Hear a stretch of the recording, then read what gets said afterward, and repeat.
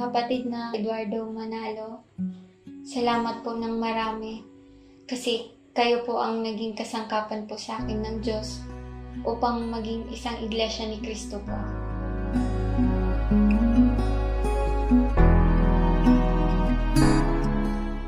Wala po sa isip ko maging iglesia ni Cristo.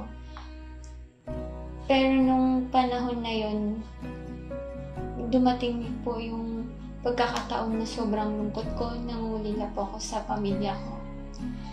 Kaya bigla ko pong naisip na maghanap ng malilibangan. Nung time na yon sa YouTube, nag-scroll po ako. Nakita ko po yung kay Eduardo Manalo. Dinig ko po yun. Pinakinggan ko po kung ano po yung mga sinasabi niya. Ang narinig ko po na dapat gawin pag nakaranas po ng matinding lungkot at pagsubok po, ay dapat po manalangin sa Panginoon Diyos. Kakaiba po yung naramdaman ko po. Na-curious po ako dun sa mga sinasabi niya. Pinagpasya po ako na hanapin yung kapilya po dito sa Tabaco. Nahanap ko naman po. Nakausap ko po yung destinado po dito na kapatid na Eli Terago po. Yung sabi niya po sa akin kung gusto ko pa po daw malaman yung mga aral po ng Diyos. Dumalo po ako sa mga doktrina po, sa pagdodoktrina. Sa Biblia po nila, sinasagot yung mga katanungan ko. Kaya sabi ko, siguro tama talaga yung mga aral nila. Hanggang pinakinggan ko, hanggang naisip ko talaga na tama ko talaga.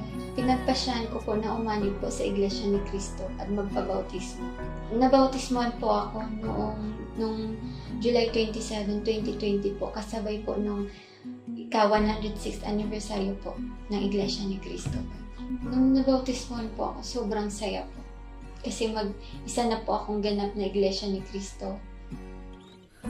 Parte na po ako ni Cristo. Tsaka alam ko na pong pagdating ng araw ng pag-uwi ko, maliligtas po. Araw po ng bautismo, kinausap po ako, kinamusta ni kapatid na Macleo Ibasco po. Pinangapangako ko po sa inyong kapatid na Eduardo V. Manalo at lalo na po sa Panginoong Diyos na kung may mga pag-uusig man na dumating sa akin, magiging matapang po akong harapin ito.